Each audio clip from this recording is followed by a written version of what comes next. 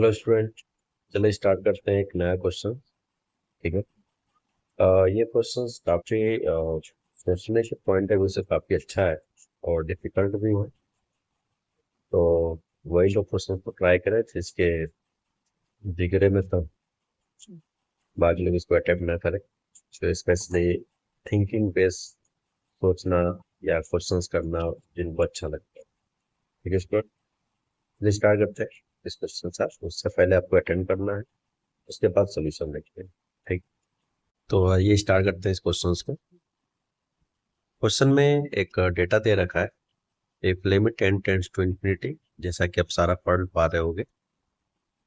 और इसमें आपसे इस पर्टिकुलर लिमिट की वैल्यू पूछा गया है जिसको इसने s के नाम से बोला। ठीक है, और ये भी s है जो फाइंड करना है। ओके, प्रॉब्लम इसमें यह है कि आपको जो गिवन डेटा है वो स्क्वायर के सीरीज में दे रखा है। यहाँ पे स्क्वायर है, ठीक, हर जगह पे। और जो फाइंड वाला डेटा है उसमें क्यूब है, और उसमें भी कई सारे दो दो नंबर के मल्टीपल करके सीक्वेंस लिखा हुआ है। हमारा एक ही टारगेट होगा इस सवाल को अटेम्प्ट करने का कि इस स्क्वायर वाले डेटा को किसी ना किसी तरह से इस क्यूब वाले में अपीयर कराए। This is the main aim to attempt the questions. Okay, अब बात ये सब प्रोसेस कैसे किया जाए, तो चलिए बनते हैं इस क्वेश्चन को स्टार्ट करते हैं। सबसे पहले हम इस क्वेश्चन में इस पर्टिकुलर फाइंड वाले डेटा का जनरल टर्म लिखेंगे। तो जनरल टर्म हो जाएगा 1 upon r cube, r plus 1 का cube, and r equal to 1 to n. मैंने ज़्यादा कुछ किया नहीं है, सिर्फ इस डेटा को जो यहाँ से यहाँ तक लिखा है इसको मैंने शॉर्टकट में समेशन फॉर्म में लिखा है। ठीक है, चलिए स्टार्ट करते हैं आगे। अब टारगेट हमारा ये है, इसको हमें किसी भी तरह से क्यूब को स्क्वायर में जनरेट करना है। This is the our aim. Okay, तो एक काम कर लेते हैं। s is equal to limit n tends to infinity, r is equal to 1 to n।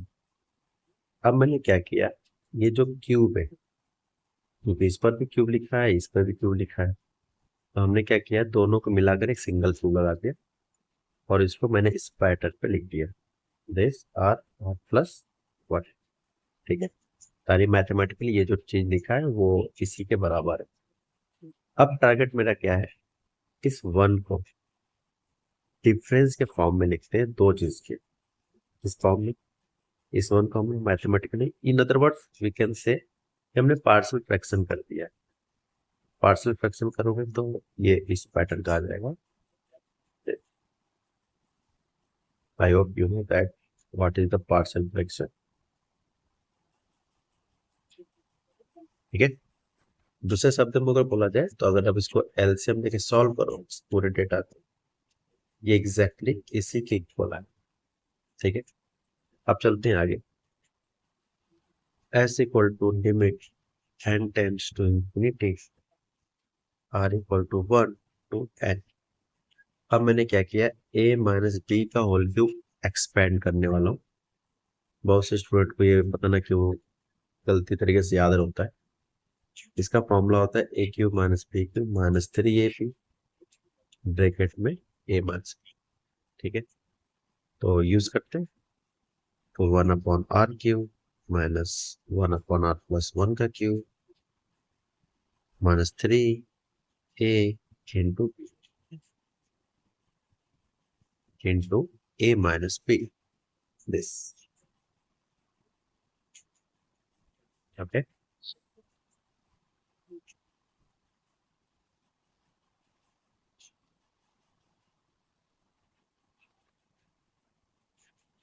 अब हमारा अगला टारगेट है इस समेशन को डिस्ट्रीब्यूट करने का कुछ खास तरह के कलेक्शन।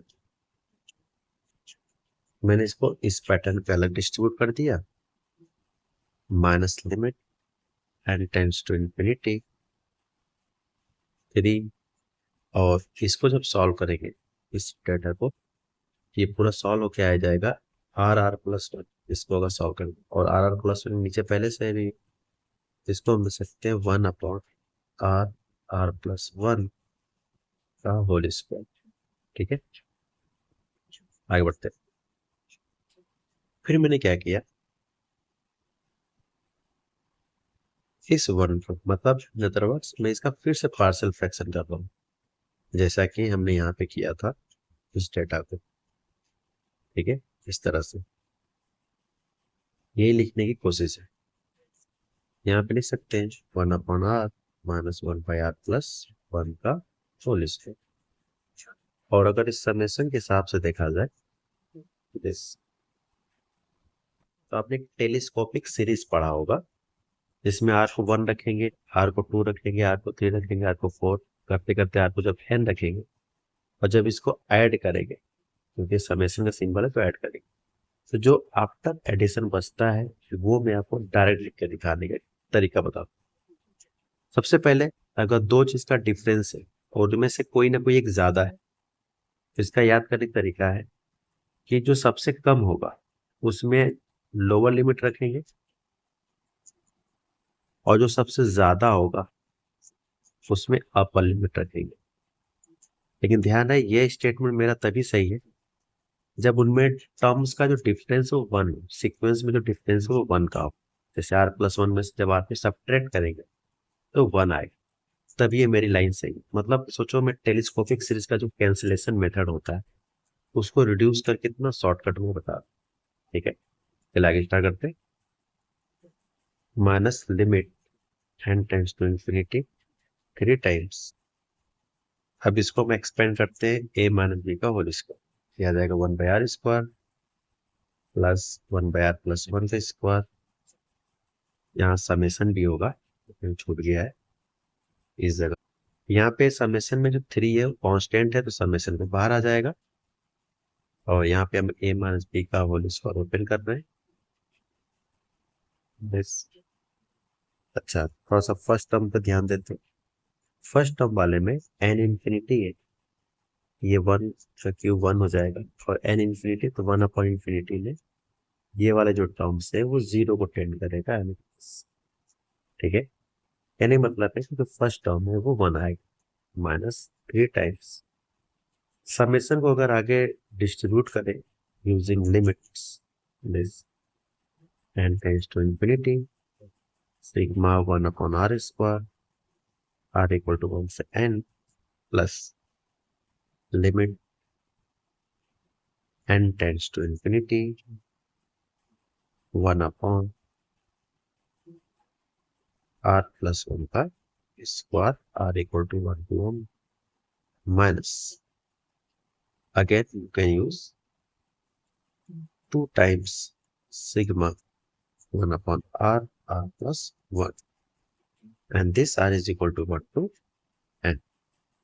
ठीक है, आगे बढ़ते हैं। अब स्टूडेंट ध्यान देखो, अगर ये फर्स्ट टर्म को फोकस कर दिस, तो अगर r को 1 रखेंगे तो ये जो पहला टर्म आएगा after limit n tend to infinity वो कुछ इस तरह से दिखना स्टार्ट हो जाएगा 1/1² 2² लाइक दिस।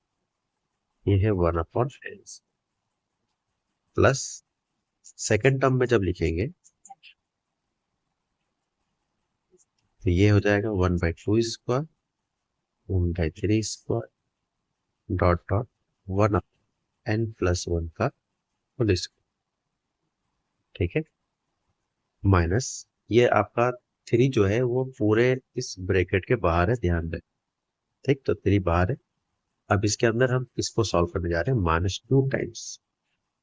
क्या स्टूडेंट, हम लोग इसको फिर से वापस इस डेटा को इस वाले again can use partial fraction like this. ठीक है, ये रहा अपने इस पर्टिकुलर ब्रैकेट का फाइनल ब्रैकेट, जो ये वाला और ये वाला लास्ट में क्लोज हुआ। अब आगे बढ़ते 1 - 3 टाइम्स। इतना डेटा आपको क्वेश्चन में गिवन यहां से लेकर यहाँ तक, जिसको लिखा गया था कि ये 5²/6 है। इस सवाल में 5²/6 में मिसिंग है कि 1/1² गायब है इस वाले डेटा में। सीक्वेंस तो दिख रहा है बट 1/1² गायब है। और स्टॉप कहाँ पे हो रहा है, एन। ठीक है, तो हम इसको अगर पैटर्न के हिसाब से देखें, हमने एक जुगाड़ लगाया यार, जितना इसमें मिसिंग है ना उतना ऐड कर देते हैं, बाकी एज इट इज कॉपी कर लेते हैं, और n+1 का जो स्क्वायर है उसके जस्ट पिछला टर्म का अगर डिस्कशन करेंगे वो n स्क्वायर है, जस्ट पिछला। और मैंने क्या किया, 1 के स्क्वायर सब्ट्रैक्ट कर, मतलब इतना मैंने ऐड किया है और इतना ही सब्ट्रैक्ट किया है, इसलिए ताकि ये मिलाकर एक फॉर्मूला बन जाए। ठीक है, आगे बढ़ते हैं। -2 टाइम्स, अब फिर से ये स्टोरी यहाँ वाली है जो अभी बताया था कि टेलीस्कोपिक सीरीज है, ये वाला टेलीस्कोपिक सीरीज। ये एक टेलीस्कोपिक सीरीज होता है जिसमें कैंसिलेशन होता है, जिसको हम लोग दूसरे वर्ड में वीगन मेथड भी बोलते हैं। इसका डायरेक्ट फॉर्मूला हो जाएगा आफ्टर कैलकुलेशन। आर सबसे स्मॉलेस्ट है, r+1 रिस्पेक्ट में, तो जो स्मॉलेस्ट होता है उसमें स्मॉलेस्ट वैल्यू दैट इज 1, और जो लार्जेस्ट होता है उसमें लार्जेस्ट दैट इज 10। ये मैं लिखने का तरीका बता रहा हूँ सबसे जल्दी। ठीक है, ये जाएगा s इक्वल टू 1 - 3 π² 6 प्लस इस लिमिट की वैल्यू यहां से यहां तक का तो आंसर π² 6, और जब ये लिमिट टेंडेंस टू इन्फिनिटी यहां रखेंगे ये 0 चला जाएगा और सिर्फ बचेगा 1/1 का स्क्वायर -2 टाइम्स n इन्फिनिटी पे, ये भी कितना हो जाएगा बच्चा, this term also become a 0। ठीक है, ये -2 है तो प्लस बना देगा उसको, क्या ही फर्क पड़ता है उसमें। s इक्वल टू 1 - 3, ये π² 6 π² 6 दैट इज π² 3 माइनस कर देंगे, किया जाएगा 1 - π² into 9 and s equal to 10 - π²। ठीक है, तो ये आपका फाइनल आंसर है 10 - का π²। अब इस पूरे प्रोसीजर में आप देख सकते हो 1 by 1 कि हमने क्या किया। यहाँ पे बेसिकली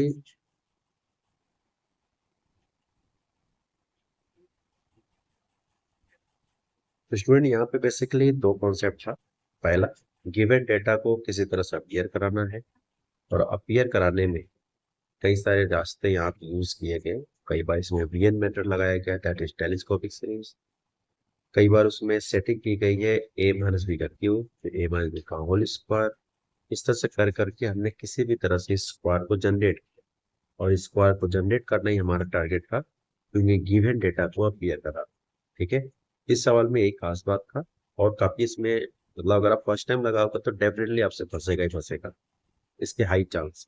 ओके, इसको प्रॉपर सोल्यूशन आप देखो, तो 3 बार ट्राई करो। मिलते हैं नेक्स्ट वीडियो में इसी तरह से क्वेश्चन के साथ। Bye bye.